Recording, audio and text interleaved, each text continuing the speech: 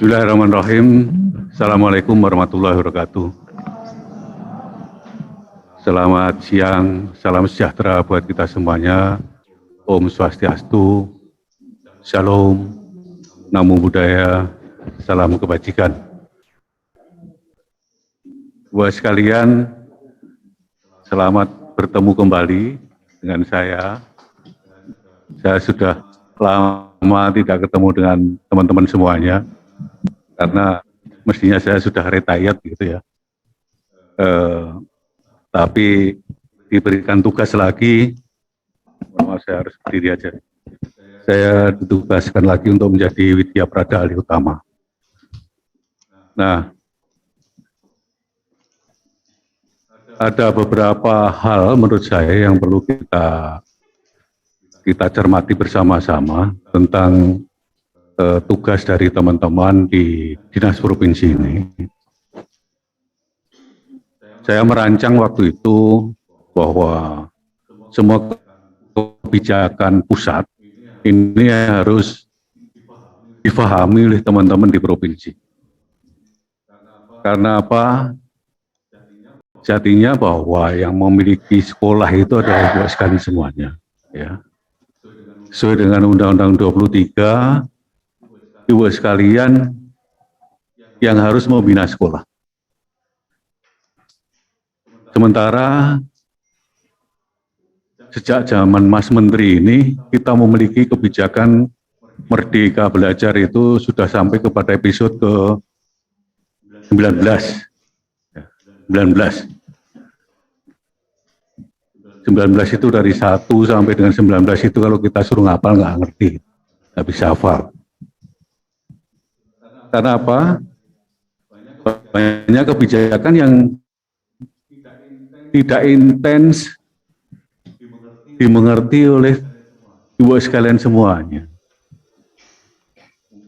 Mungkin ada kebijakan yang mengkait dengan pendidikan tinggi, kita hanya sekilas tahu boleh.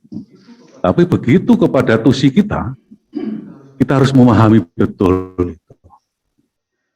Nah, sebagai contoh mengenai sekolah penggerak saja. Sekolah penggerak, banyak teman-teman yang merasa belum memahami sepenuhnya tentang sekolah penggerak.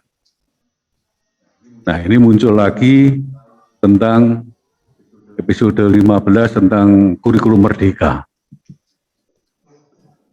Ini juga banyak teman-teman yang belum memahami secara utuh. Maka kalau kita kaitkan dengan tugas dan fungsi ibu sekalian, apalagi dikaitkan dengan SPM.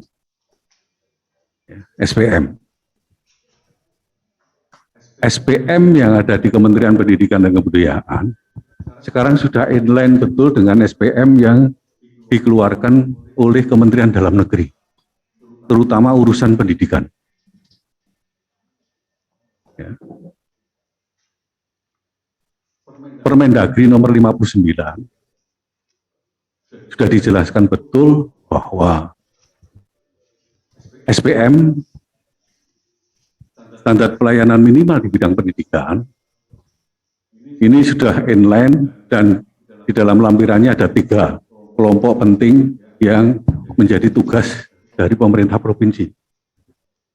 Yang pertama masalah aksesibilitas, masalah APS, angka partisipasi sekolah. Ini dari dulu saya selalu menyampaikan bahwa angka partisipasi sekolah SMA ini masih sangat rendah sekali. Dikmen terutama pendidikan menengah itu terdiri dari SMA, SMK, MA, dan kesetaraan. Sekarang kita baru mencapai nasionalnya itu 68. Artinya dari 100 siswa lulusan SMP, baru 68 siswa yang melanjutkan pendidikan menengah. Yang lainnya tidak melanjutkan. Belum lagi nanti lulusan SMA, SMK, MA yang masuk perguruan tinggi. APK-nya baru nyampe 38. 38 artinya dari lulusan SMA, MA, SMK, dan kesetaraan itu yang melanjutkan pendidikan tinggi dari 100 siswa hanya 38 orang. Kalau itu tidak bisa disalahkan karena memang perguruan tinggi juga belum tersedia di mana-mana. Kalau logikanya perguruan tinggi itu setiap kabupaten kota juga harus ada perguruan tinggi. Gitu. Tapi kan belum memungkinkan untuk itu. Nah sekarang SMA saja di daerah Ibu sekalian ini nanti sesuai dengan SPM itu, SPM ini nanti akan di breakdown Ibu sekalian akan menjadi rencana pembangunan daerah yang dibahas melalui Rakortek maupun Rakorbang. Daerahnya masing-masing. Nah, APK-nya, APS-nya untuk masing-masing provinsi itu berapa? Peningkatannya berapa persen? Artinya harus menambah ruang kelas baru, menambah unit sekolah baru. Tetapi yang paling signifikan sekarang justru bukan untuk menambah APS-nya, tetapi mempertahankan anak-anak kita supaya tetap sustain, bisa selesai pendidikan di SMA itu. Di saat COVID ini, Ibu sekalian, banyak sekali, ada hampir sekitar 17% anak-anak kita yang terpaksa tidak harus melanjutkan. Karena berbagai macam masalah. Ada yang mengatakan saya tidak bisa sekolah karena tidak memiliki gawai, ya. Karena masalah ekonomi, banyak karena masalah adat di NTB itu banyak terjadi anak-anak SMA, ya, itu putus sekolah karena harus menikah. Karena dia menganggap bahwa lulus SMA tidak punya benefit apa-apa. Kalau sudah ada yang melamar, udah dinikahkan saja. Banyak masalah, apalagi di saat COVID ini, ada anak-anak kita yang menjadi yatim, menjadi piatu, bahkan menjadi yatim piatu. Nah ini yang teman-teman harus pahami ya, di dinas provinsi ini untuk mencapai SPM yang ditentukan oleh Pak Gubernur. Ya. Nanti pasti minta masukan dari dinas pendidikan. Ini masalah akses. Yang kedua masalah mutu. Masalah mutu itu terdiri dari numerasi dan literasi dan karakter. Tiga hal ini nyambung dengan apa yang kita lakukan dengan asesmen nasional. Jadi ukuran tentang mutu itu adalah seberapa anak-anak kita itu mencapai tingkat literasinya, tingkat numerasinya, dan tingkat karakternya. Lalu yang ketiga, kelompok tenaga kependidikan. Nah, tenaga pendidikan ini juga tidak mudah dari kompetensi dan kecukupan.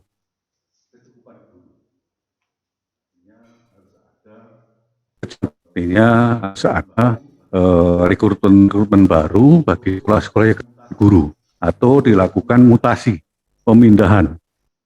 Bagi sekolah-sekolah yang memang gurunya sudah terlalu banyak harus diredistribusi ke daerah yang lain. Nah, tiga hal ini yang masuk dalam SPM. Nah, sekarang masuk kepada yang mutu itu literasi dan numerasi. Coba yang itu dulu Mas, yang kurikulum merdeka itu. Literasi dan numerasi ini dan karakter ini setelah kita lakukan asesmen nasional yang hasilnya nanti di akhir bulan ini akan dirilis oleh Mas Menteri. Anak-anak kita ini masih sangat rendah. juga kalau kita lihat melalui tes PISA. Tes PISA, bahwa hasil tes PISA kita di literasi dan numerasi masih sangat rendah. Nah, ini terjadi yang namanya learning loss. Apalagi di saat pandemi, ya, kita paham betul pandemi ini kita mengalami learning loss yang sangat luar biasa. Nah, maka Kementerian melakukan reformasi kebijakan, diantaranya mengenalkan tentang kurikulum merdeka ini.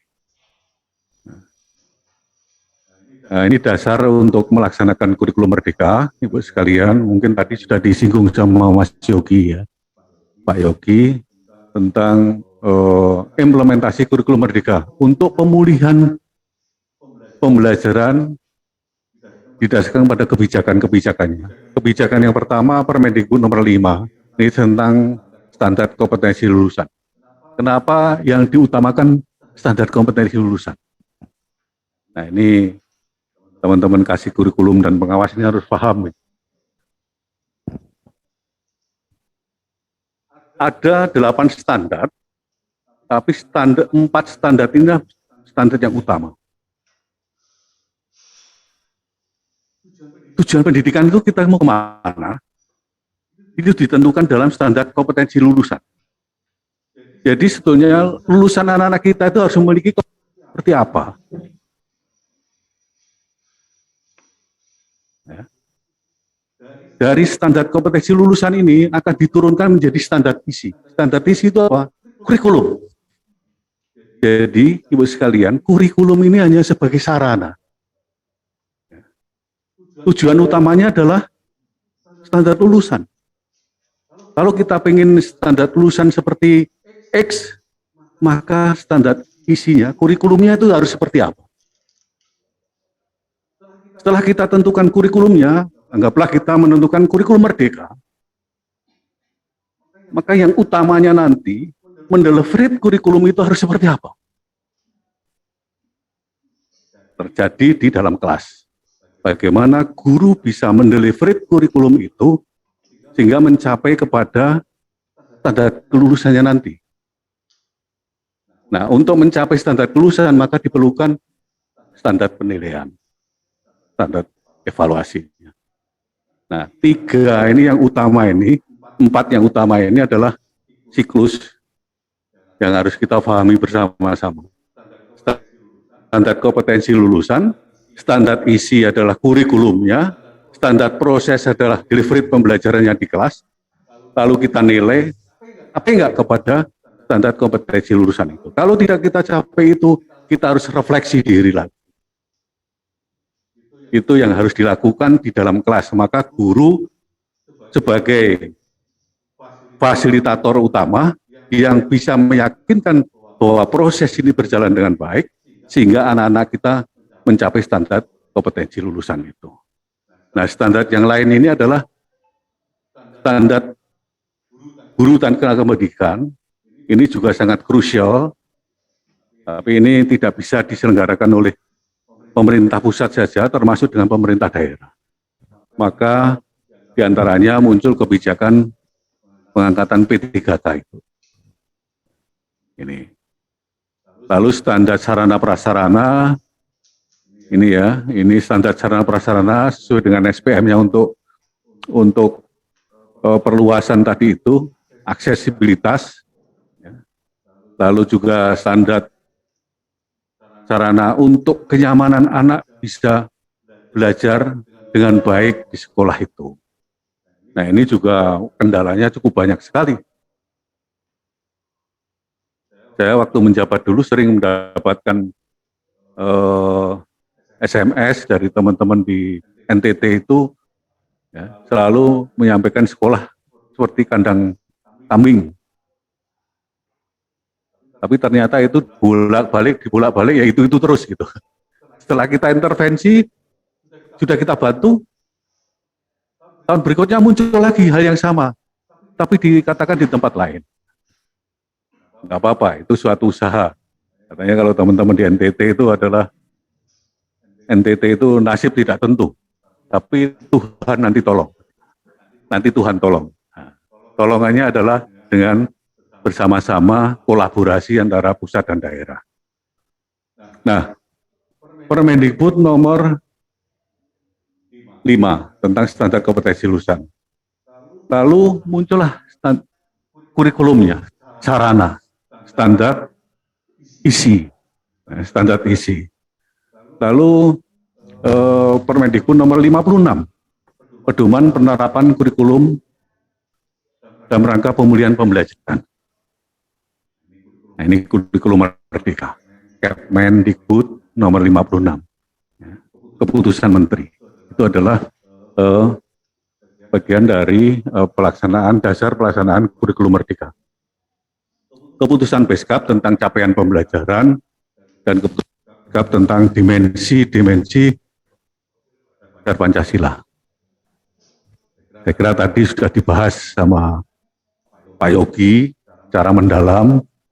Saya tadi juga mendengarkan tentang mulai sudah masuk kepada struktur, masuk kepada pemilihan mata pelajaran, masuk kepada bagaimana nasib anak-anak kita masuk perguruan tinggi. Ya, saya tadi sudah mendengar itu ya. Nah, ini berarti Ibu sekalian, teman-teman semua sudah memahami kurikulum mereka itu. Lanjut. Pilihan. Ya, pilihan. Dalam pemulihan pembelajaran sekarang ini, dinas diberikan kebebasan, bahkan sekolah diberikan kebebasan. Jadi ini teman-teman dinas harus memahami betul bahwa dalam pemulihan pembelajaran karena learning loss itu, sekolah boleh melaksanakan kurikulum 2013 secara penuh, atau boleh menggunakan kurikulum darurat yang dari kurikulum 13 ini, kurikulum 13 ini, ya, ini lalu disederhanakan menjadi kurikulum darurat. Lalu yang ketiga adalah boleh melaksanakan kurikulum merdeka. Lanjut, coba. Nah, ini Bu sekalian yang saya sampaikan tadi bahwa kurikulum merdeka ini sebetulnya sudah dilaksanakan di semua sekolah penggerak maupun SMKPK. Ini. Mulai tahun ajaran 2021 2022 ini sudah ada di 111 kabupaten kota. SMA-nya ada 380. SMA di seluruh Indonesia. Saya masih hafal karena waktu itu saya masih yang menangani ini. Nah, dimulainya ini mulai tahun ajaran 2022-2033 kita akan perluas lagi ke sekolah melaksanakan kurikulum merdeka ini secara mandiri. Secara mandiri. Kalau secara mandiri nanti seperti apa? Coba nanti kita lihat. Nah, tiga pilihan ini untuk melaksanakan kurikulum secara mandiri. Secara mandiri ini berbeda dengan program sekolah penggerak. Kalau program sekolah penggerak ada fasilitator, ada pendampingan, dan ada DAK, ya, DAK kinerja, apa itu bos kinerja. Sedangkan sekolah mandiri ini betul-betul sekolah yang harus melakukan secara mandiri. Tidak ada sentuhan dan tidak ada bantuan-bantuan, kecuali bantuan untuk pengembangan diri melalui microlearning. Microlearning yang nanti akan difasilitasi oleh teman-teman dari GTK. Ya. Lalu bagaimana dengan buku, Pak? Bukunya nanti cara digital. akan diberikan buku teks itu diberikan kepada sekolah mandiri ini dengan cara digital. Maka Ibu sekalian nanti kalau sosialisasi kepada sekolah, tolong sekolah yang melaksanakan secara mandiri ini yang betul-betul bisa mengakses buku digital ini. Kalau internetnya masih sulit, ya jangan dulu lah. Nanti di tahap berikutnya saja. Jadi ini pilihan betul. Jadi pilihan untuk melaksanakan kurikulum merdeka ini. Nah, yang pilihan 3 ini tolong yang di bawah nanti akan lebih jelas. Lanjut, Mas. Ini keunggulannya saya kira tadi sudah disampaikan. Lanjut. Jadi keunggulan kedua lebih merdeka. Sudah paham semuanya. Lanjut. Keunggulan yang ketiga adalah lebih relevan dan interaktif. Sudah paham. Lanjut. Platform merdeka, ya, ini yang platform mengajar adalah platform edukasi yang menjadi teman penggerak untuk guru dalam mewujudkan pelajar Pancasila. Jadi tadi belum disampaikan bahwa kurikulum merdeka ini ciri khasnya adalah ada pembelajaran proyek penguatan pelajar Pancasila. Saya kira Ibu sekalian sudah paham karena di sekolah di daerah masing-masing sudah ada sekolah penggerak dan ini sangat luar biasa. Anak-anak menyambut baik dengan adanya pembelajaran proyek yang membuat anak lebih nyaman,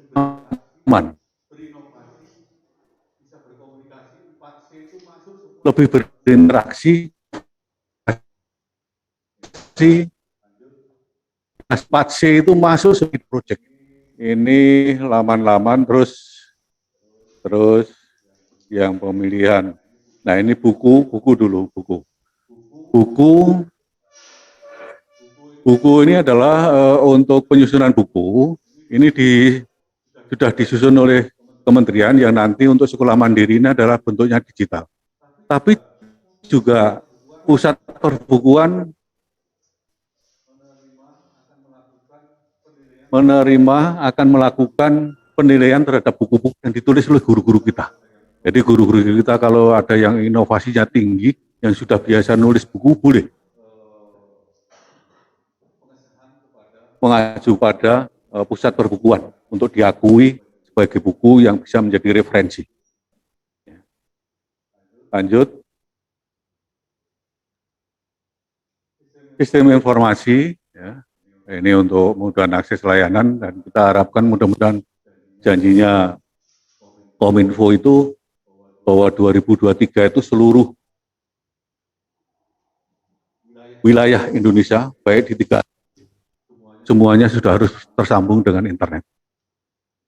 Nah, ini menyambung dengan apa yang menjadi kebijakannya Kominfo, yang menjadi peran besar untuk mendukung pendidikan. Maka banyak yang menganalisis bahwa pendidikan ke depan ini berbasis pada teknologi, berbasis pada digital. Nah, ini kita doakan bersama mudah-mudahan betul-betul. Jadi kalau kemarin kita melihat anak-anak kita yang melakukan pembelajaran jarak jauh harus naik pohon, harus mencari sinyal di gunung dan seterusnya, ini mudah-mudahan 2023 nanti betul-betul terrealisasi, ya. Mudah-mudahan juga tidak terpengaruh perang antara Rusia dengan Ukraina ini. Ya. Kalau ini berkelanjutan makin buruk, ya mudah-mudahan segera selesai, gitu ya. Banyak masalah internal rumah tangga katanya kan gitu. Tapi ini berpengaruh juga karena Ibu sekalian sekarang merasa bahwa telekomunikasi kita agak suka-suka terganggu. Ini akibat dari perang. Karena kalau perang ini sudah telekomunikasi ini diacak. Bahkan diblok untuk yang daerah Rusia dan Ukraina itu sudah nggak bisa lagi menggunakan telekomunikasi dengan baik. WhatsApp sudah diblok di sana, dan seterusnya. Dan ini mempengaruhi juga kita juga kadang-kadang suka error, suka lemot karena jaringan global. Nah, ini insya Allah mudah-mudahan ke depan kita bisa menguatkan tentang jaringan digital ini. Lanjut. Nah, ini Ibu sekalian yang perlu saya sampaikan, ini penting sekali. Meskipun tadi sudah disampaikan oleh Pak Yogi. Bahwa sekolah boleh melalui memilih tiga ini. Ya, melaksanakan kurikulum merdeka ini, mandiri belajar, mandiri berubah, dan mandiri berbagi. Ini saya kira pakai kurikulum K13 cuma mengadopsi proses, ya. Yang saya sampaikan, mengadopsinya itu di mana? Proses pembelajarannya dan pendidikannya. Karena kuncinya itu bahwa kurikulum itu hanya sebagai sarana. Sarananya saja. Untuk apa? Untuk pembelajaran yang berpusat kepada anak. Ujungnya itu adalah kepada anak. Anak mencapai ke standar kompetensi lulusan atau anak memiliki kompetensi yang tinggi. Menggunakan K13, ya, tapi mengadopsi prinsip-prinsip kurikulum merdeka. Yang kedua ini mandiri berubah. Mandiri berubah ini menggunakan perangkat ajar yang sudah disediakan. Mandiri berbagi ini adalah lebih advance lagi, selain mengembangkan diri, juga berbagi pada sekolah yang lain. Nah, saya ingin menekankan yang nomor 2. Ini betul-betul ya, kurikulum merdeka ini yang berubah secara signifikan itu ada di SMA. Perubahannya di mana? Perubahannya di penjurusan.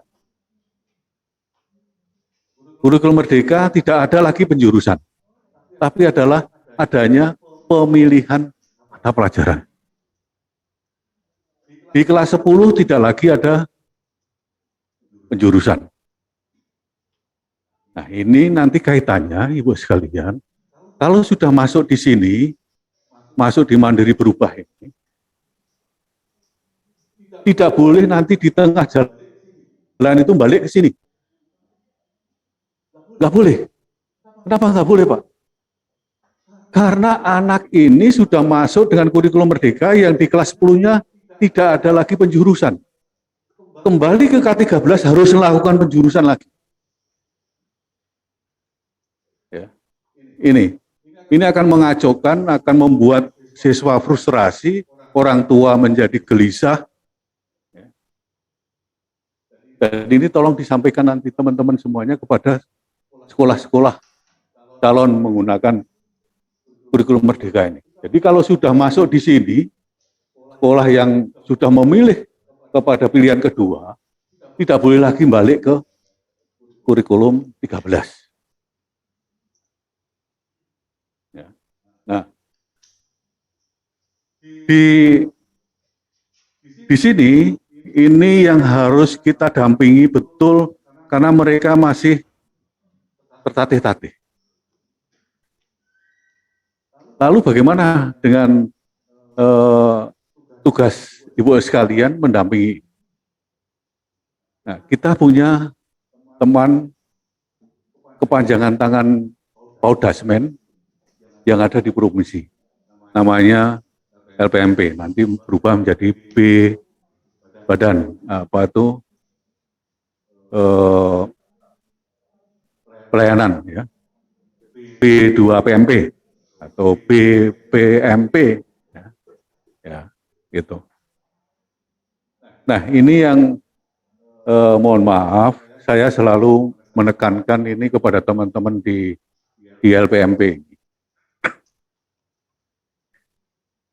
Saya sering soroti teman-teman di LPMP ini bahwa teman-teman di LPMP ini lebih ngurusi SD dan SMP saja. Setelah saya tanya, ternyata mereka adalah kurang percaya diri terhadap pemerintah provinsi. Betul, ini kenyataan gitu ya. Maka sering dulu saya sampaikan, waktu saya masih di tahun lalu, sering kita ajak kolaborasi bersama-sama, kita ngundang teman-teman provinsi, ada juga LPMP. Teman-teman provinsi ada juga LPMP. Jadi Bu sekalian, supaya difahami betul, kalau LPMP nanti itu akan pergi ke sekolah, harus izin Ibu sekalian. Yang punya sekolah itu adalah Dinas Pendidikan. Ya. LPMP nggak boleh langsung ke sekolah, meskipun ada tugas di situ, ada penjaminan mutu. Tapi penjaminan mutu itu membantu pemerintah daerah untuk melakukan penjaminan mutu. Ini yang kita pahami bersama-sama. Jadi nanti ingatkan kepada teman-teman LPMP, dan kami juga sering mengingatkan kepada teman-teman LPMP, supaya tugas LPMP itu bukan hanya untuk SD, SMP, termasuk SMA dan SMK. Itu tugasnya LPMP. Oke, kalau SMK sekarang masuk ke dalam Direktorat Jenderal Vokasi, tapi juga masih minta tolong kepada teman-teman di LPMP sebagian. Nah, ini yang urusan SMA ini, saya kira kita harus sepakat gitu ya, kita harus sepakat untuk bersama-sama ya, berkolaborasi dengan LPMP yang akan membantu Ibu sekalian. Maka saya sering sampaikan pada teman-teman LPMP, kalau kita mau melakukan advokasi kepada daerah, modal utama yang perlu disiapkan apa? Menjadi trusted advisor, menjadi advokat yang dipercaya. Dipercaya kepada siapa? Pemerintah daerah. Nah, kalau sebelum ke sana saja sudah tidak percaya diri, lah mau dipercaya seperti apa? Ini saya kira ini menjadi tugas kita bersama. Saya tidak harus menyalahkan satu dua hal, tapi saya mendorong juga teman-teman LPMP dan Ibu sekalian juga mari berkolaborasi. Jangan alergi terhadap teman-teman di LPMP. Meskipun selama ini belum dekat. Mari diajak kita kolaborasi bersama-sama. Karena Ibu sekalian akan tertolong dengan adanya LPMP itu. Ya. Jadi bersama-sama, apalagi teman yang hadir di sini, kasih kurikulum dan pengawas, ini juga koordinator pengawas, ini menjadi sangat penting sekali kita berkolaborasi bersama-sama. Supaya kebijakan pusat, yang tentu itu akan menjadi kebijakannya daerah, karena dipayungi dengan Permendagri nomor 59 itu, yang menjadi SPM-nya pemerintah daerah, komitmennya Dinas Pendidikan bertanggung jawab kepada gubernur untuk melaksanakan SPM pendidikan. Jadi Ibu sekalian akan terbantu dengan kehadiran teman-teman LPMP ini. Tapi Ibu sekalian bisa bersama-sama kolaborasi. Bagaimana kita meningkatkan literasi dan numerasi. Bagaimana kita meningkatkan supaya anak-anak kita tidak learning loss. Ya. Bagaimana meningkatkan anak-anak supaya bisa sustain, tidak putus sekolah. Apa yang harus dilakukan?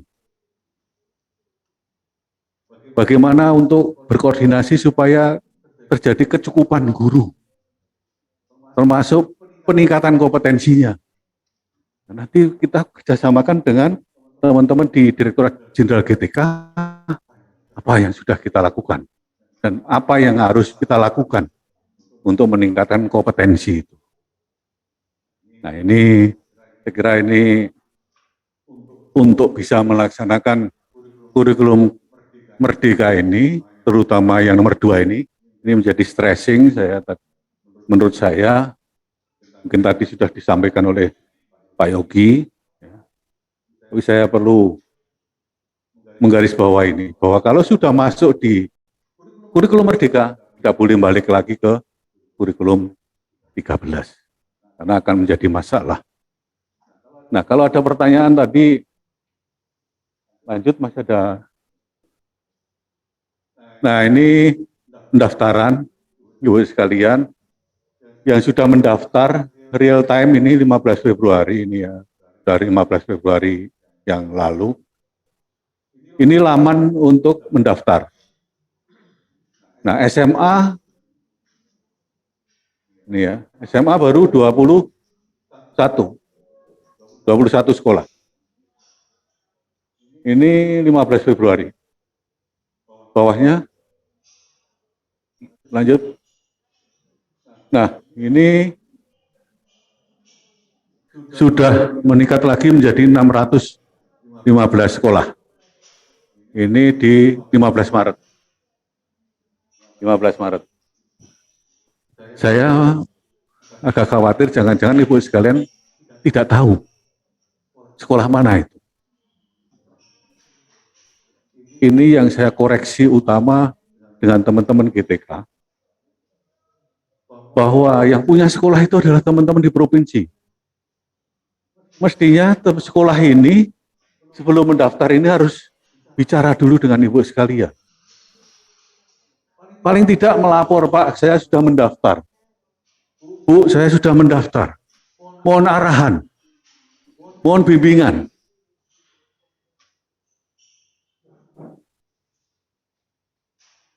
Dan ini katanya dari teman-teman GTK sudah memfasilitasi, sudah menyampaikan kepada teman-teman di provinsi.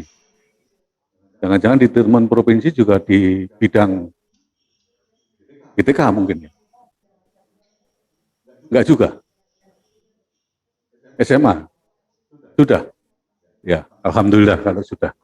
Artinya Ibu sekalian sudah tahu 615 sekolah ini yang akan yang mendaftar untuk melaksanakan kurikulum mandiri. Terus, nah ini bagaimana informasi satuan pendidikan yang berminat untuk mempelajari lebih mendalam menerapkan kurikulum merdeka. Platform-platform ini, Ibu sekalian, yang kita sebut dengan micro learning tadi itu, bisa diunduh, bisa dipelajari.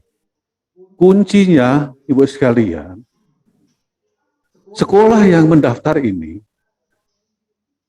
sebelum mendaftar tolong diingatkan bahwa mereka harus dibicarakan dengan komite pembelajaran. Kita sebut komite pembelajaran itu siapa? Kepala sekolah, seluruh guru, dan pengawasnya. Sebelum mendaftar itu mesti harus dibicarakan dulu. Jangan sepihak oleh kepala sekolah, berbahaya. Nanti dia akan jalan. Yang melaksanakan kurikulum merdeka itu bukan kepala sekolah. Yang melaksanakan kurikulum merdeka itu adalah guru. Nah, komite pembelajaran ini menjadi sangat penting. Kepala sekolah mengomandani, di bawah arahan nanti oleh pengawas, dan dilaksanakan oleh guru-gurunya.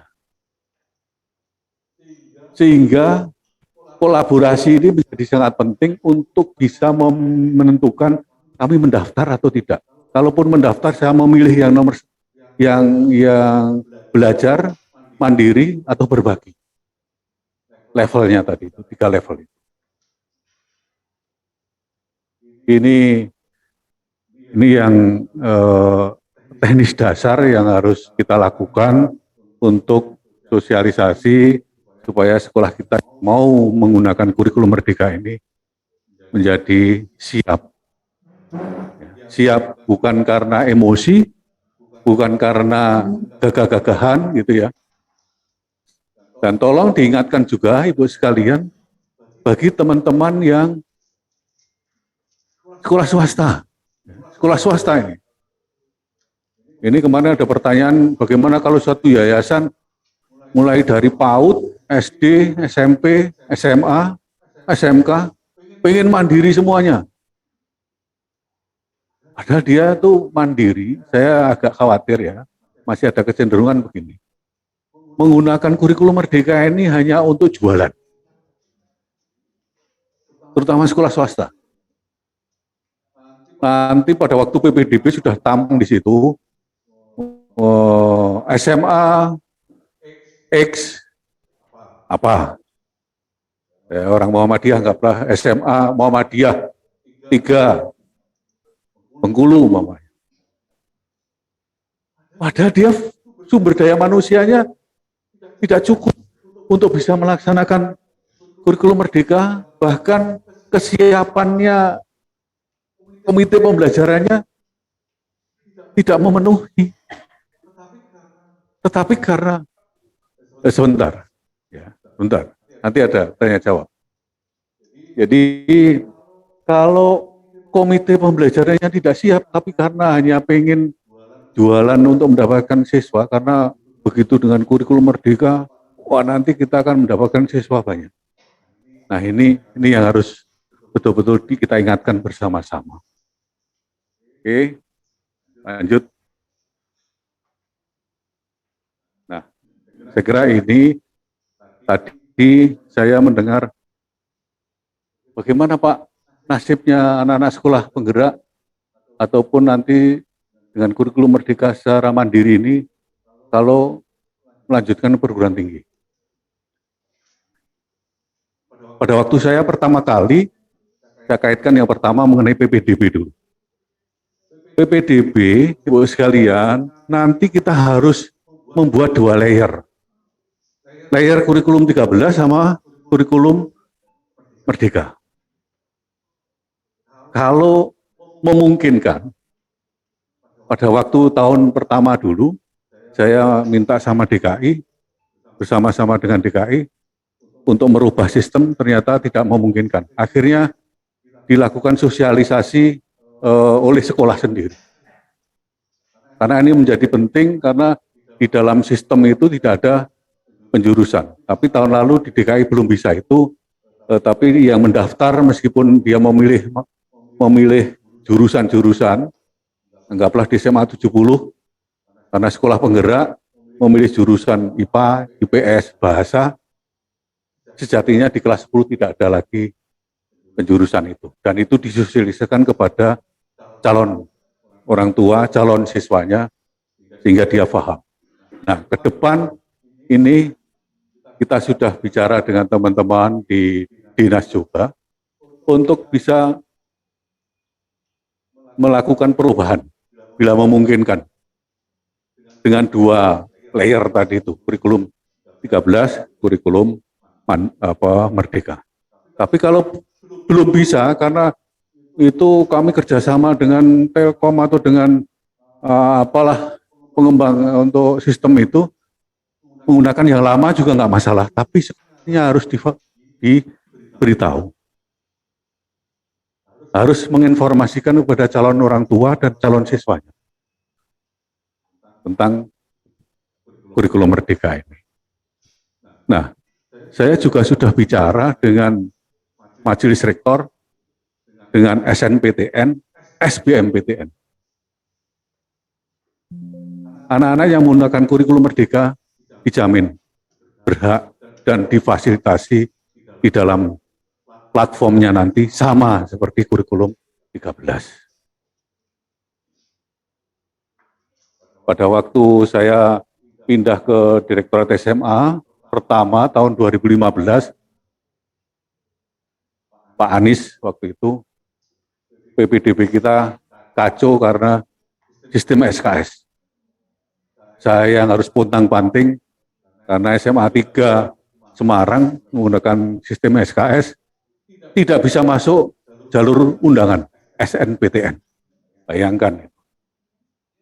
Ada hampir 15 sekolah di Jawa dan Sumatera yang kebingungan tidak bisa masuk jalur SNPTN. Itu sebagai pengalaman yang sangat buruk. Waktu itu sudah saya kolaborasikan sehingga bisa selesai. Tapi ini tidak boleh terjadi di saat nanti anak-anak kita menggunakan kurikulum merdeka ini. Dengan kurikulum merdeka ini, kita jauh-jauh hari sudah bisa berkomunikasi dengan SNPTN dan SBMPTN. Nilai dalam raport tetap menjadi pertimbangan dalam SNPTN. Maka raport kita nanti akan kita desain lagi, ya. Yang kemarin itu kita bahwa rapot itu diserahkan kepada sekolah, nanti kita bicara lebih mendalam. Tidak ada yang begitu berjalan itu langsung sempurna. Pasti ada masalah-masalah. Maka dalam masalah-masalah ini untuk kita refleksikan diri, kita sempurnakan. Termasuk apa yang akan diujikan nanti di dalam SBMPTN. Ini juga kita harus sepakati bersama dengan teman-teman di perguruan tinggi. Ini tidak mudah. Tapi kita belajar dari kurikulum 13 saja. Sebetulnya juga nggak masalah. Pada waktu pemilihan mata pelajaran, kita juga belajar dari kurikulum 13 saja. Umpamanya di seni, yang ambil seni hanya 3 orang, guru seninya tidak ada. Apa harus kita layani? Sekolah yang harus menentukan itu. Dikasih tahu saja kepada anaknya, nak, di sini tidak ada guru seni yang sesuai dengan kehendakmu itu. Berikan kewenangan kepada sekolah yang seperti itu. Seperti contoh ambil bahasa Perancis. Tidak punya guru bahasa Perancis, tapi anaknya memilih bahasa Perancis. Seperti apa ya? Berikan kewenangan kepada sekolah. Kecuali kalau ibu sekalian bisa menjamin menyediakan guru. Jadi kita adopsi apa yang menjadi pengalaman-pengalaman dengan kurikulum 13 dan kita elaborate ke dalam kurikulum Merdeka. Dalam hal yang seperti itu. Memilih mata pelajaran, berapa siswanya, ketersediaan guru, dan nanti juga dengan SBMPTN. Kalau SNPTN nilai rapot. Kalau SBMPTN ini nanti dasar yang harus diujikan. Nah, ini masih berproses. Kita baru memiliki sekolah penggerak ini baru semester 2 dan nanti setelah Juli ini dia naik ke kelas 11 ya. Masih 2 tahun lagi dan kita tetap berproses untuk bersama-sama dengan teman-teman perguruan tinggi. Kebetulan ya alhamdulillah sekarang kita satu rumah hingga tidak terlalu sulit. Dulu waktu saya ngurusi SKS itu 2 rumah. Jadi Ristek Dikti dulu. Ini merepotkan sekali. Sekarang sudah 1 rumah. Jadi Kemendikbud Ristek Dikti sehingga Kemendikbud Ristek ini jadi 1 hingga lebih memudahkan untuk kita kolaborasi. Saya kira itu yang bisa saya sampaikan kepada teman-teman. Sebelum itu coba saya yang itu Mas, yang rencana sosialisasi. Nanti setelah itu baru kita diskusi. Nanti saya senang sekali diskusi. Saya ingin informasikan tentang sosialisasi.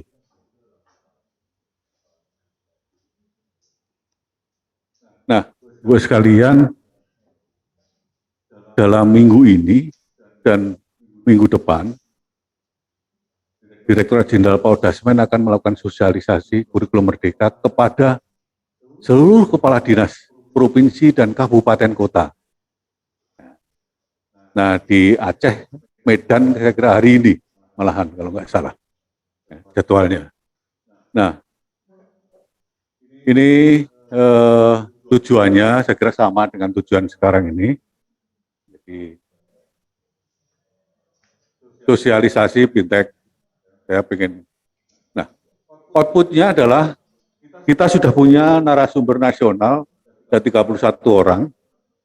Ini pemahaman tentang kurikulum Merdeka, ya.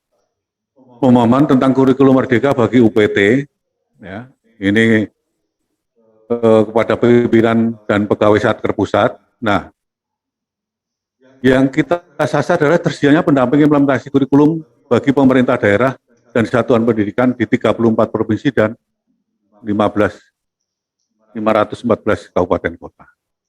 Ini yang harus kita lakukan di minggu ini dan minggu depan.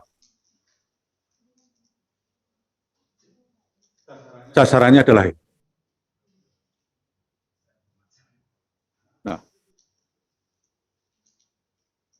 Ibu sekalian,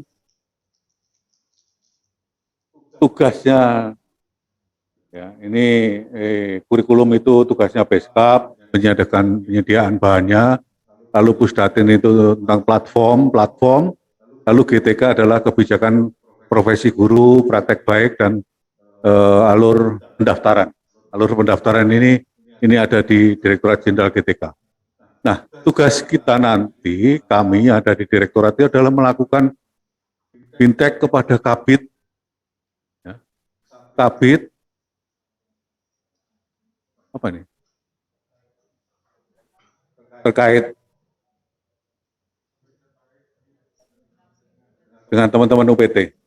Nah, saya dulu bercita-cita bahwa teman-teman di provinsi itu bisa memfasilitasi seluruh sekolah seperti kayak program inovasi. Kalau di daerah-daerah itu sekarang ada program inovasi itu menyentuh ke SD.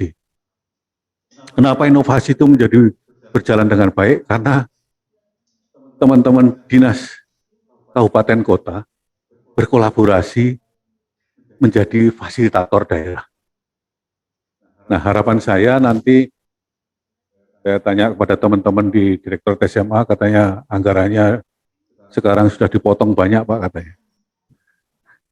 Saya juga zaman saya ngotot betul kalau masalah anggaran saya bisa mempertahankan apa sih yang harus dianggarkan karena ini menjadi penting. Jadi tugas direktorat adalah mengadvokasi kepada ibu sekalian. Mengadvokasi itu memberikan bimbingan dan fintech secara mendalam supaya paham terhadap program itu. Nah, harapannya nanti Kabid dan kasih kurikulum dan satu staf ditambah dengan pengawas itu akan menjadi tim provinsi yang betul-betul paham tentang kurikulum merdeka. Sehingga kalau ada pertanyaan dari sekolah, saya mengalami kesulitan masalah teaching on the right level, pokoknya pembelajaran terdiferensiasi, paham, bisa menjawab, bisa membantu kesulitan sekolah. Bagaimana raportnya, bagaimana penilaiannya, paham. Buat sekalian yang punya sekolah, kalau ada pertanyaan seperti itu dia bisa menjawab. Nanti saya tanyakan ke pusat dulu, enggak bagus. Maka kami memfasilitasi itu untuk kita duduk bersama, kita bahas sampai mendetail, sampai kepada CP-CP-nya, sampai kepada alur pembelajarannya, termasuk membuat kos itu seperti apa, kurikulum operasional sekolahnya seperti apa, ya, termasuk kepada penilaiannya. Nah ini mungkin nanti saya nggak tahu teman-teman punya waktu kapan, mungkin setelah Lebaran kali ya, setelah Lebaran kita akan kumpul bersama-sama membedah itu semuanya sehingga ibu sekalian paham betul tentang kurikulum merdeka ini. Nah ini yang perlu saya sampaikan pada ibu sekalian, tugas di sini ini mudah-mudahan ini nanti bisa memperkuat daerah memahami betul, karena sejatinya sekolah itu adalah binaan dari ibu sekalian semuanya. Nah sosialisasi nanti kita juga akan menggunakan teman-teman MKPS dan MKKS.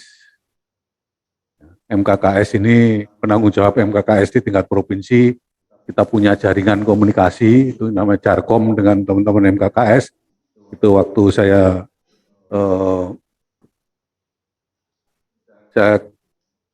create dulu untuk sebagai penyambung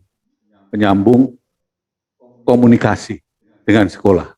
Karena informasi ini harus cepat sampai ke sekolah, saya kira ibu sekalian bisa memanfaatkan MKKS di masing-masing kabupaten. Selain KJD yang sudah ada, pasti KJD itu juga sangat membantu bagi yang belum punya KJD, ada yang provinsi yang belum punya KJD. Gunakan MKKS ini. Mereka setiap MKKS itu pasti punya grup WA di masing-masing wilayahnya, di kabupaten itu. Mereka bisa dengan cepat tatap muka dan komunikasi.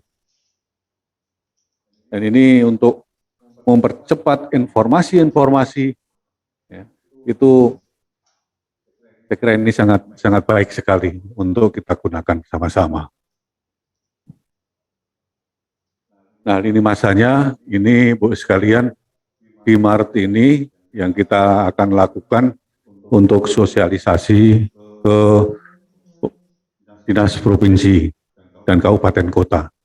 Kebetulan saya mendapat tugas minggu depan, tanggal 21, 22, 23 di Provinsi Lampung. Nah, nanti teman-teman di Lampung bisa ketemu.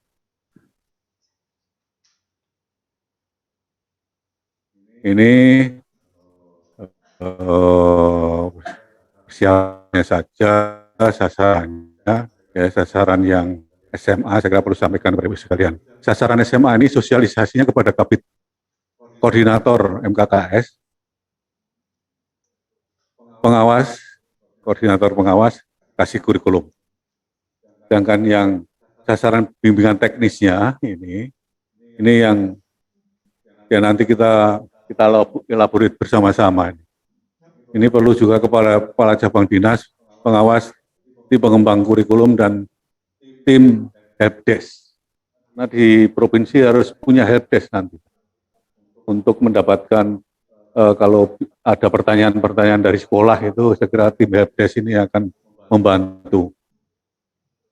Sasaran pendampingan, ya, ini sasaran pendampingan ini tim helpdesk, ya, ini melibatkan UPT, ya, koordinator pengawas. Nah, di UPT nanti ini yang akan membantu lebih dekat dari bos sekalian itu adalah teman-teman di UPT. UPT itu adalah LPMP. Maka kolaborasi antara dinas dengan LPMP itu menjadi sangat penting sekali.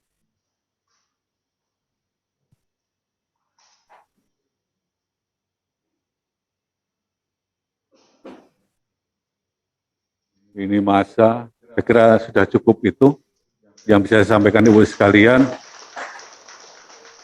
Mohon maaf, ini agak terlalu panjang, tapi ada tadi dari mana Pak? Sumatera Utara mau menyampaikan pertanyaan-pertanyaan, silakan. Dimulai dari Sumatera Utara.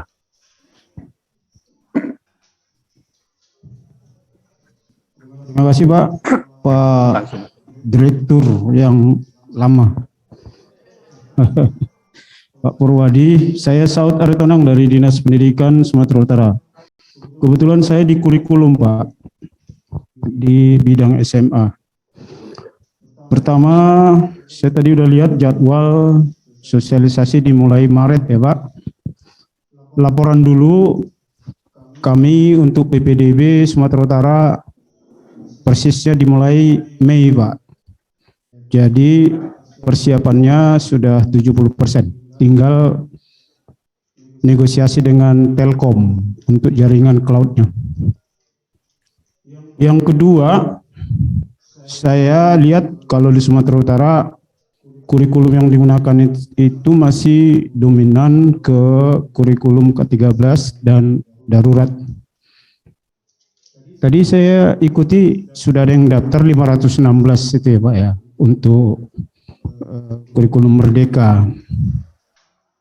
Terus saya pikir kami optimis Pak untuk kurikulum merdeka mandiri tadi. Mandiri belajar, mandiri berubah, mandiri berbagi. Karena sebagian sekolah di kita itu yayasannya banyak yang besar itu Pak, khususnya swasta. Kalau negeri saya pikir banyak mengikut ya. Apa kata pemerintah, nah itu yang diikuti. Kami melihat kalau negeri kan terkait dengan bos kinerja Pak, ketika ada uangnya dia langsung action. Kalau belum ada uang apa adanya begitu. Saya hanya terpikir tadi kaitan dengan PPDB tentu kita akan sosialisasi terus Pak. Maka salah satu materi ya kurikulum merdeka ini. Yang saya terpikir tadi ketika sosialisasi kesiapan sekolah tentang beban tugas gurunya satu. Baru tentang linearitas gurunya. Baru ketiga tentang pembagian tugas guru-guru oleh kepala sekolahnya sehingga link ke Dapodik. Guru ini lebih taat soal Dapodik dia Pak, karena dia khawatir dengan sertifikasinya Pak. Kalau Dapodik ini kan adanya di kementerian. Permohonan kami, konten dari kurikulum 2000 kurikulum Merdeka Belajar ini melalui Direktorat SMA, kalau bisa sejak dini dilingkan ke Dapodik. Sehingga action di lapangan itu ketika kepala sekolah berbuat, Dapodik ada slotnya atau menampung. Karena kalau dengan Permendikbud 15 2018 mereka itu sudah duduk pembagiannya sebagai wali kelas kah, sebagai guru piket kah, sebagai guru pendamping dan sebagainya, sudah link dia. Nah, bagaimana dengan Dapodik ketika dihubungkan dengan kurikulum merdeka? Itu yang pertama, Pak. Yang kedua, soal SPM, standar pelayanan minimal. APM di Sumatera Utara sekarang untuk pendidikan sekolah menengah atas itu 68%. Kalau APK-nya udah tinggi, tapi APM-nya 68. Sehingga sedang dirancang untuk memenuhi 100% ini mungkin dengan SMA terbuka, khususnya yang di daerah 3T. Harapannya dengan tempat belajar berkelompok itu bisa juga untuk memenuhi APM lebih tinggi bagi masyarakat yang usia sekolah 16 sampai 18, dan itu salah satu yang saya tahu amanat dari PP nomor 2 tahun 2018 ya tentang standar pelayanan minimal, dan Permendikbud 32 tahun 2018 tentang SPM. Kami juga menginginkan dukungan dari direktorat melalui link Dapodik juga. Guru yang ditugaskan ke tempat kegiatan pembelajaran juga diakui jam mengajarnya begitu. Karena dia akan keluar dari sekolah. Satmingkalnya tetap di sekolah, tapi tugasnya bisa keluar dari sekolah sesuai dengan tempat kegiatan tadi, sehingga akses bisa terjangkau dan hak guru terpenuhi dan APK dan APM meningkat. Ini strategi yang kami coba bangun untuk hal SPM ini. Saya kira demikian Pak, atas jawaban pencerahannya kami ucapkan terima kasih. Terima kasih. Langsung saya jawab aja, nanti lupa. Dapodik kita jamin, jelas gitu ya. Dapodik kita jamin. Untuk kurikulum merdeka itu Ibu sekalian sebetulnya tidak ada pengurangan jam pelajaran. Tadi dibahas sama Pak Yogi ya. Sebetulnya jam pelajaran yang pelajaran K13 itu adalah mingguan, sekarang menjadi tahun. Jumlah jamnya sama, cuma dikurangi untuk proyek pelajar Pancasila. Nah, proyek pelajar Pancasila ini lintas mata pelajaran, kan gitu. Lintas mata pelajaran ini bagi guru yang kekurangan itu masukkan di situ sebagai koordinator untuk menambah jam pelajaran. Jampel 24 jam, 18 sebetulnya yang penting itu. Nah, dari kurikulum tidak ada perubahan sama sekali. Kalau kelas 10 itu adalah IPA, lalu IPS. IPA IPS itu kan terdiri dari mata pelajaran tadi juga. Fisika, kimia, biologi. IPS-nya juga untuk sosiologi, ekonomi, antropologi. Nah, sejarah masuk di situ. Semuanya ada, semuanya di situ. Nah, linearitas linier ini di mana setiap ada kurikulum selalu bicara masalah linier gitu ya. Nah, linier ini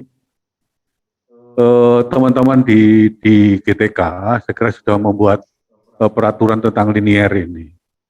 Jadi kalau dengan kurikulum Merdeka ini saya kira tidak ada perubahan dengan kurikulum 13 tentang mata pelajarannya sehingga liniernya juga mengikuti yang lama. Ya, mengikuti yang lama. Nah, yang SMA terbuka, saya kira coba nanti diskusi dengan teman-teman di Jawa Barat. Jawa Barat ini mengembangkan SMA terbuka cukup banyak. Dan ini juga kita akui guru-guru kita yang menjadi menambah jam pelajaran yang ngajar di SMA terbuka diakui. Dan itu sudah ada masuk di Dapodik juga. Masuk itu. Kalau nggak salah nanti dicek ya, nanti kita cek. Tapi dengan semangat Merdeka Belajar ini, saya menyampaikan pada teman-teman semuanya, semua jalur pendidikan, formal maupun non-formal, ini menjadi haknya anak-anak kita. Undang-Undang Dasar menyatakan bahwa setiap warga negara wajib mendapatkan pendidikan. Wajib. Negara wajib memfasilitasi itu. Negara siapa? Pemerintah. Pemerintah itu siapa? Pemerintah pusat dan pemerintah daerah.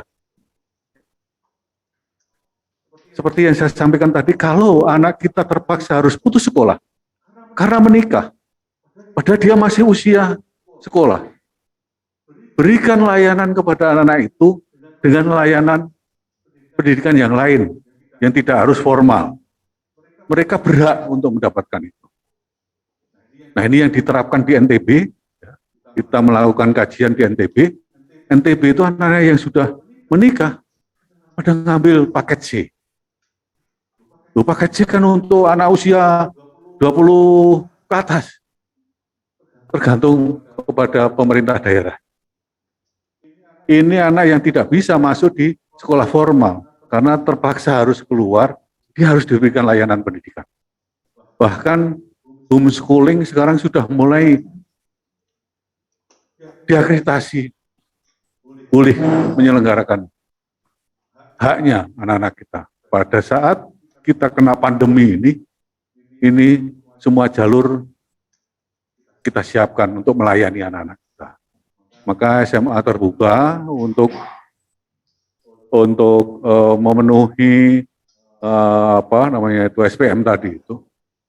Tapi juga sampaikan kepada Pak Gub, saya pernah ketemu dengan Pak Gub. Pak Gub itu pernah saya waktu berkunjung ke mendampingi Komisi 10 di Deli Serdang. Nanya ke saya masalah PPDB dengan zonasi. Karena beliau belum begitu paham betul tentang zonasi, sehingga berapi-api kayak marah gitu, kan gitu. Itu kalau tidak marah begitu bukan Pak Edi. Gitu. Tapi saya jelaskan, akhirnya mengerti. Dan ini kadang-kadang kebijakan ini di tingkat level top levelnya ini tidak mendapatkan masukan yang baik dari dinasnya.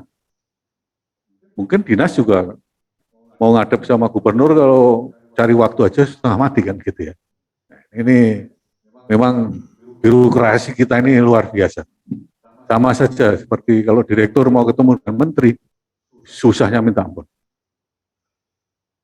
Kebetulan saya waktu dengan Pak Muhajir begitu dekat gitu, jadi ya dulu mudah sekali gitu. Nah, ini saya kira perlu kita elaborasi bersama-sama gitu ya, bahwa hak anak untuk mendapatkan layanan pendidikan ini menjadi sangat penting. Bentuk layanannya silahkan daerah diberikan kebebasan untuk memilih alternatif. Jadi paket C itu tidak harus usianya 21 tahun ke atas. Kalau anak-anak memang yang karena keterbatasannya itu seperti yang saya ceritakan tadi, karena dia sudah menikah, kalau masuk ke formal nggak bisa kalau sudah menikah, dia harus ke paket C, meskipun dalam usia sekolah. Nah, ini bagus sekali. Terima kasih Sumatera Utara sudah mulai memberikan layanan kepada anak-anak kita termarginalkan. Ini sangat penting sekali karena yang termarginalkan ini. Karena masalah ekonomi, masalah waktu, geografis, ini harus ada solusi. Harus ada solusi. Tapi kalau masalah tunjangan tadi itu untuk memenuhi 24 jam, insya Allah kita fasilitasi semua itu. Ya, gitu. Nah, masalah PPDB, saya kira teman-teman semuanya, PPDB ini kalau bisa disinkronize dengan 2 layer tadi itu akan lebih bagus. Tapi kalau belum bisa mengakomodasi 2 layer, yang penting sosialisasinya, supaya orang tua tidak kecewa. Loh, ternyata anak saya masuk ke sekolah dengan kurikulum baru, tidak ada penjurusan. Dan nanti gimana? Nanti nasibnya seperti apa? Nah, ini kan karena belum tahu. Maka sekolah harus sosialisasi kepada orang tua. Orang tua. Dan mudah-mudahan karena nanti PSP ini tahap 2 akan 2 kali lipat, akhirnya lebih banyak lagi program sekolah penggerak, ditambah lagi dengan nanti yang mandiri ini. Mandiri ini saya membayangkan gini, sekolah mandiri ini nanti banyak sekolah-sekolah yang swasta, yang memang dari dulu itu bandel melanggar kurikulum.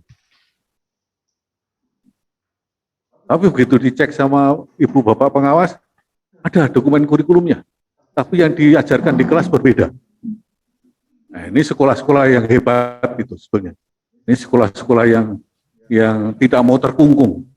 Maka dalam pelaksanaan kurikulum merdeka ini adalah memerdekakan siswa dan memerdekakan guru. Guru dimerdekakan betul ini. Jadi ujungnya itu seperti yang sirkus yang saya sampaikan tadi itu.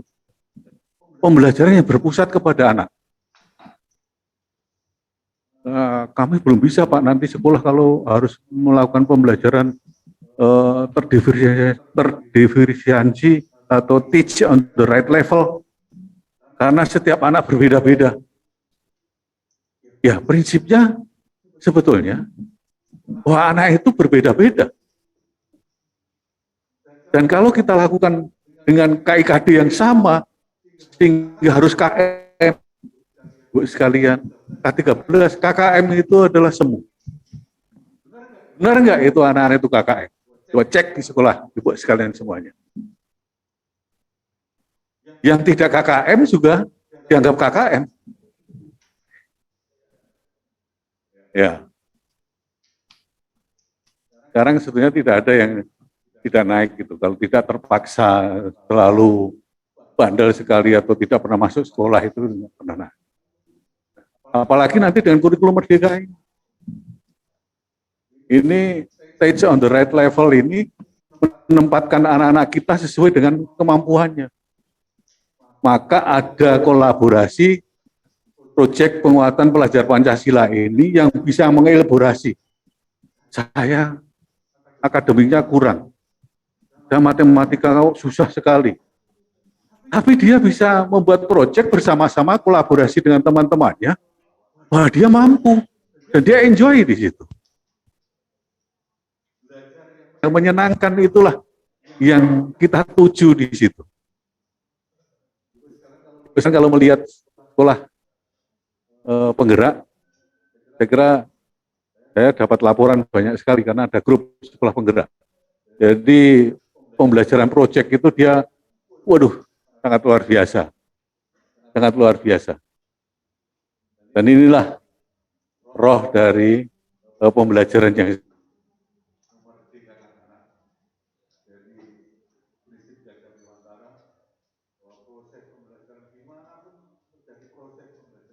sumber belajarnya siapapun menjadi sumber pembelajaran. mendewasakan anak sehingga anak bisa mandiri. Nah, ini yang perlu kita pelajari bersama-sama. Jadi Ibu sekalian, sekarang bukannya lonely, bukannya sendirian. Ada UPT kita yang berkolaborasi dengan Ibu sekalian. Tapi ada sekolah Ibu sekalian yang sekarang sudah melaksanakan kurikulum merdeka itu. Jadi program sekolah penggerak ini. Sekolah penggerak ini sudah melaksanakan. Nah, tolong dilihat juga. Ya, dilihat juga sebagai pembelajaran buat Ibu sekalian semuanya juga. Jadi saya itu sering pergi ke sekolah dulu. Saya belajar dari sekolah. Kalau saya bukan belajar dari sekolah, saya tidak punya pengetahuan apa-apa. Hanya di belakang meja saja. Di belakang meja itu hanya teori-teori. Sejatinya tempat belajar kita itu di mana? Di sekolah. Maka saya sering kunjungan ke sekolah-sekolah itu tahu apa sih yang menjadi kesulitan guru-guru kita, bahkan program sekolah kita, apalagi sekarang sudah menggunakan anggaran secara harus mengisi form ARKAS, ya, itu ini juga banyak sekolah yang lupa ini yang belum biasa ya. Ini sekolah-sekolah bandel. Saya gitu. Suruh bikin laporan aja nggak mau, tapi duitnya belanjakan bos. Nah, ini Ibu sekalian, saya kira teman-teman juga mengawal juga tentang BOS itu ya. BOS itu besar sekali, Ibu sekalian, bahwa BOS itu sekarang berdasarkan pada penghitungan majemuk sesuai dengan indeks masing-masing kabupaten kota, hingga setiap kabupaten kota berbeda-beda, dan itu kalau siswanya ada siswa SMA itu ada 1000 saja, itu sudah besar sekali. Besar sekali. Dan ini perlu dibimbing supaya dia tidak tersesat. Jadi masih banyak sekolah yang mengelola BOS itu yang tahu hanya kepala sekolah sama bendahara, yang lainnya nggak tahu. Ya, ini bermasalah. Nanti kalau sudah tersesat, terjerat dengan aparat penegak hukum. Ya, kita nggak mau teman-teman kita tersesat, akhirnya terjerat ke aparat penegak hukum. Terima kasih Pak dari Sumatera Utara. Ada lagi? Silakan Bu. Pak Pur, mohon izin mengingatkan waktunya sudah habis. Jam 12. Iya. Ya. Mungkin nanti bisa melalui Pak Pur aja ya kalau Ya, masih ada 10 menit pertanyaan. lagi, nggak apa-apa. Silakan Bu. Silakan. Baik, terima kasih Pak Pur. Mungkin ini suatu yang luar biasa karena kalau dulu untuk bertanya ke Pak Purwadi agak sulit, jadi ini momen yang sangat penting sekali begitu. Saya dari Kalimantan Timur Pak, dari Dinas Pendidikan.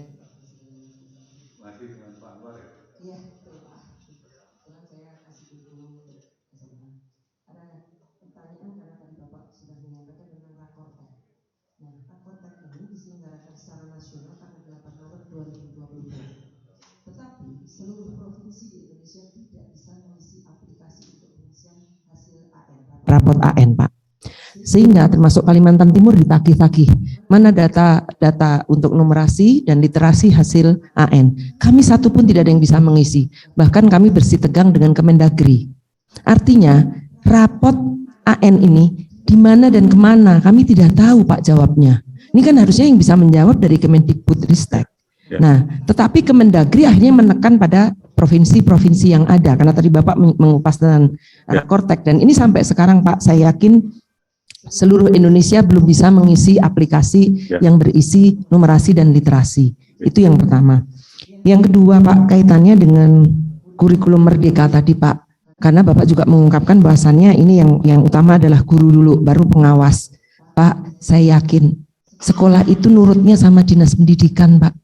Kalau dinas pendidikan tidak mempush, tidak memaksa, tidak menyuruh, mereka juga santai-santai aja Pak.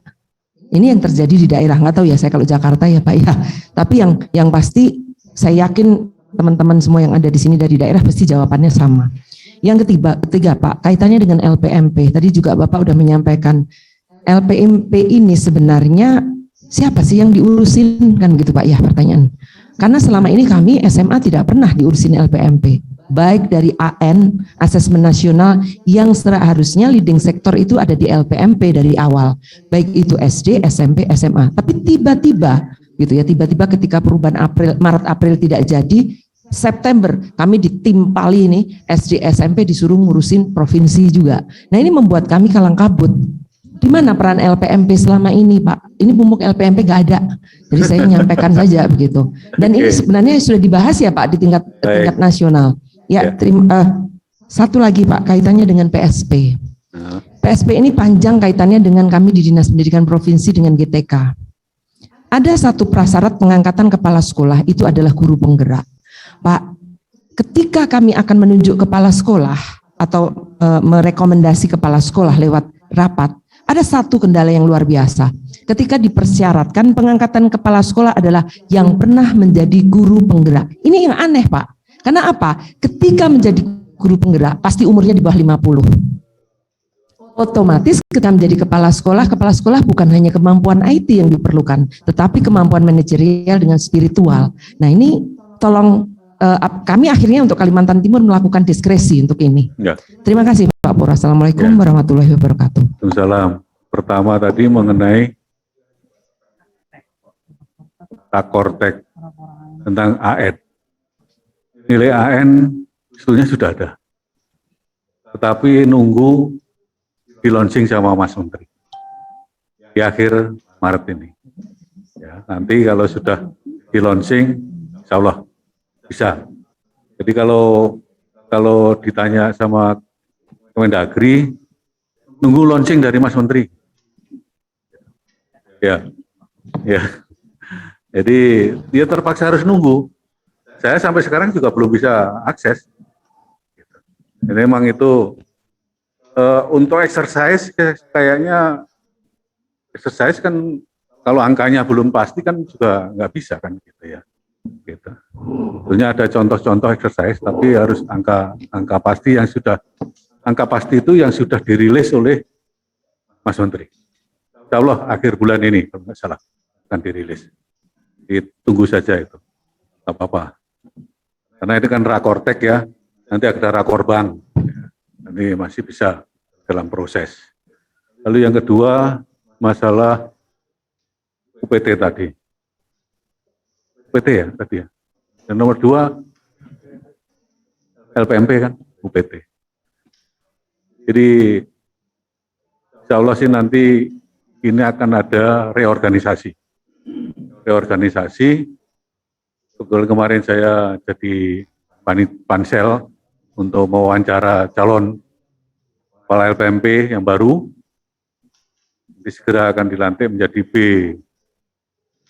Balai penjaminan mutu itu tugasnya eksplisit betul bahwa dia sebagai ujung tombaknya Kemdikbud yang harus memberikan advokasi kepada pemerintah daerah, baik pemerintah provinsi maupun pemerintah kabupaten kota.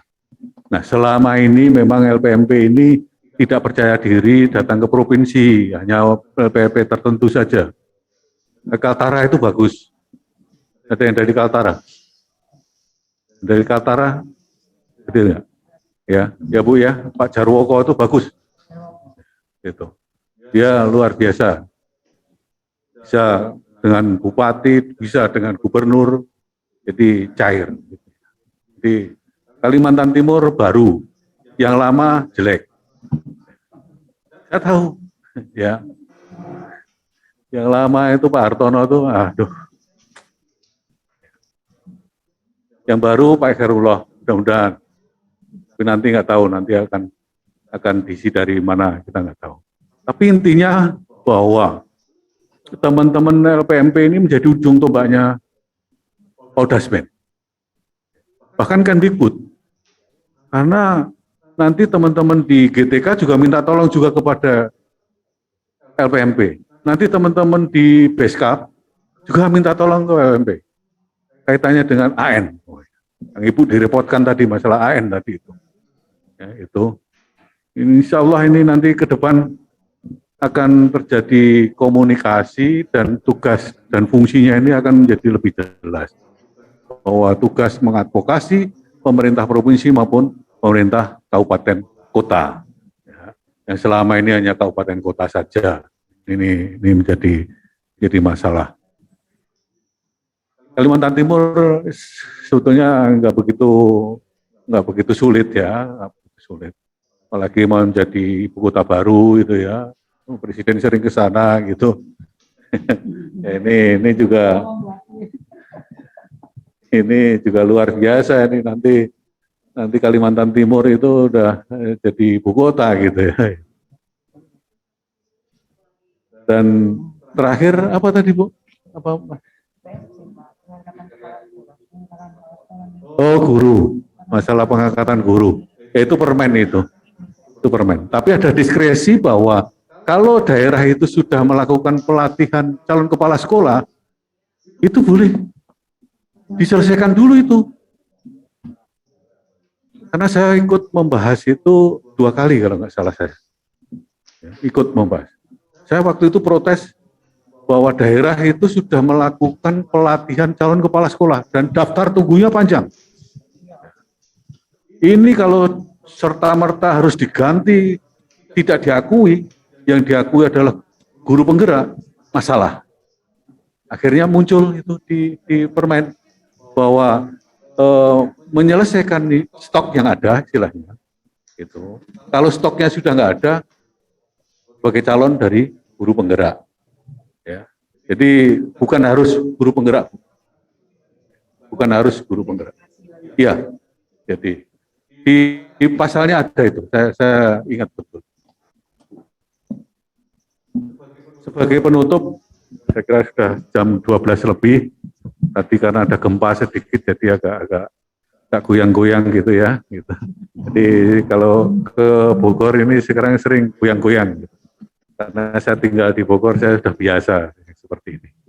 Ibu sekalian, terima kasih. Saya sangat senang sekali bisa berdialog. Ya. Saya sebetulnya ingin masukan dari Papua Barat atau dari Aceh gitu ya.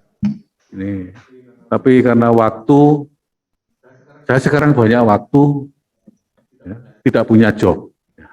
Jadi kerjaan saya itu hanya suruh rapat sana, rapat sini, rapat sana, rapat sini.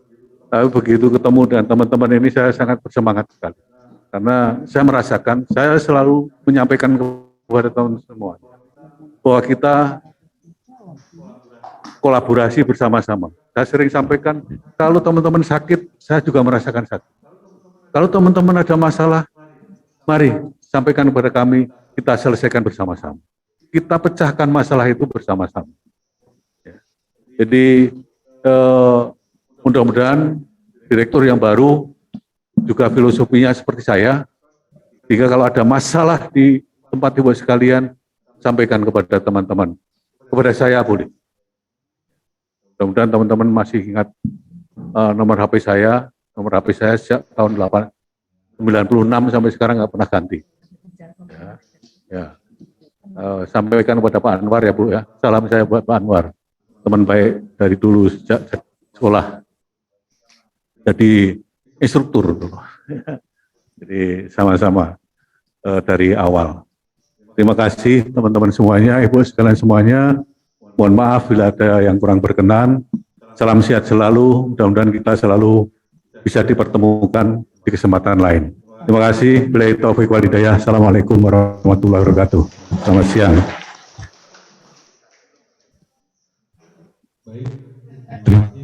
Pak Pur, Bapak mohon maaf waktunya terbatas. Nah tadi seperti diceritakan Pak Pur, apabila masih ada yang kurang puas bisa ke WA Pak Pur. Baik, ini sangat menarik, luar biasa sebenarnya karena ini kebijakan terupdate ya Bapak Ibu. Terima kasih atas atensinya. Mungkin sebelum menutup, saya ada 2 catatan mengenai materi ini. Yang pertama yaitu mengenai kebijakan apapun apabila ingin dapat dilaksanakan secara implementatif di Pemda harus ada keselarasan antara Pemda dan pusat. Kemudian yang kedua yaitu mengenai kemudian akses. Nah, ini penting apabila kebijakan aksesnya sulit, pasti juga akan akan susah diimplementasikan. Terima kasih Pak Pur, mudah-mudahan sehat selalu. Apabila kekurangan, billahi taufiq wal hidayah. Assalamualaikum warahmatullahi wabarakatuh. Apresiasi yang meriah untuk narasumber kita. Recording stopped.